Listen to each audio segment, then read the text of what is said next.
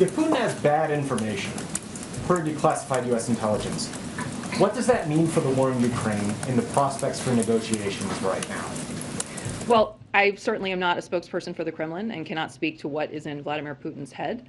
What I can say is, of course, we have information that Putin felt misled by the Russian military, which has resulted in persistent tension between Putin and his military leadership. We believe that Putin is being misinformed by his advisors about how badly the Russian military is performing and how the Russian economy is being crippled by sanctions because his senior advisors are too afraid to tell him the truth. So it is increasingly clear that Putin's war has been a strategic blunder that has left Russia weaker over the long term and increasingly isolated on the world stage. On that, I mean, in the lead up to Russia's invasion of Ukraine, the administration declassified information like this to sort of lay out what Putin's intentions were. You seem to be doing that again now by making it clear that he's being misled by his advisors. Can you just discuss what's the hope and the goal in going public with this now? So again, I think what this does is paint a picture of what a strategic error Putin and Russia have made here. We saw from the outset that they, for example, made an aggressive push toward Kyiv at the beginning of the invasion. They are now publicly trying to redefine the goals of their invasion to be different than they were at the outset. I think putting forward this information simply contributes to a sense that this has been a strategic error for them. Again, I'm not going to characterize what they are thinking. I'm certainly not going to characterize how they may or may not use this information to make decisions. That's not my place. But I do think that making this information public contributes to an understanding that this has been a strategic failure for Russia. Obviously, we will continue to pursue our strategy of imposing severe costs on Russia and trying to strengthen Ukraine on the battlefield and at the negotiating table. And if Putin is being misinformed like this, then who is really pulling the strings here? That's not a question that I'm able to speak to from this podium. I think this is again, I don't speak for the Kremlin. What I can speak to is what the information that we see, which, again, as I say, shows that he has felt misled by the Russian military and has resulted in this persistent tension. And just lastly, how does this impact concerns about whether any deal that may be negotiated with Russia, between Russia and Ukraine, can be trusted? Well, again, we are not negotiators in that process. We are obviously in close contact with the Ukrainians as they work through this process. Again, our role is to do everything we can to strengthen Ukraine on the battlefield, as we've done with the security assistance, the unprecedented amount of security assistance and weapons that we've flowed to Ukraine, and also to strengthen their hand at the negotiating table by continuing to apply incredibly severe costs and sanctions on Russia.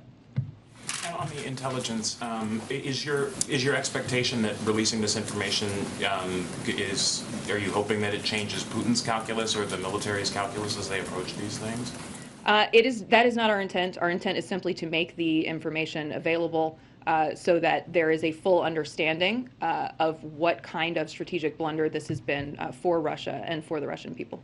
And is there anything more that you can share just about, whether this is an assessment that you're extremely confident in? I know, typically there's a range of views among analysts across the intelligence agencies about how solid information is. Is there anything you can tell us about how solid this is and what is underlying this that gives you the confidence that this is the right reading? Well, I can't speak more specifically to the intelligence because we obviously do not do anything to compromise sources or methods. I will simply say we have made it public and allow you to draw a conclusion from that. Thank you. So does the U.S. believe that Putin is now fully aware of the misinformation, that he now has a clearer picture of Russia's military operations and how badly it is performing? Well, again, I would just say that we obviously have information, which we have now made public, that he felt misled by the Russian military.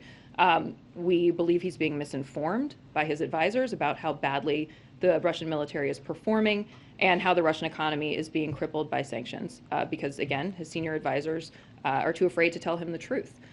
Beyond that, I can't characterize any further than that. Are there any examples that you might be able to offer us other than Putin not knowing initially that his military was using and losing conscripts in Ukraine that show how Putin was potentially being misinformed by his advisors? I don't have any detail beyond what we've made public already. There has been so much discussion about the concerns over whether Putin would use chemical weapons, nuclear weapons, biological weapons. Does this increase the administration's concern that Putin might lash out in that way? Well, as I say, I'm not going to characterize what Vladimir Putin is thinking, what the Kremlin is thinking, or how this might impact their calculus. That is not the intent of putting the information forward. What it does is underscore that this has been a strategic blunder for Russia. But I'm not going to characterize how Vladimir Putin might be thinking about this. I will say that we are prepared for any and all contingencies. As you know, there's a lot of work going on to be prepared for contingencies, and we've also been very clear that should Russia act in that way, there will be severe consequences.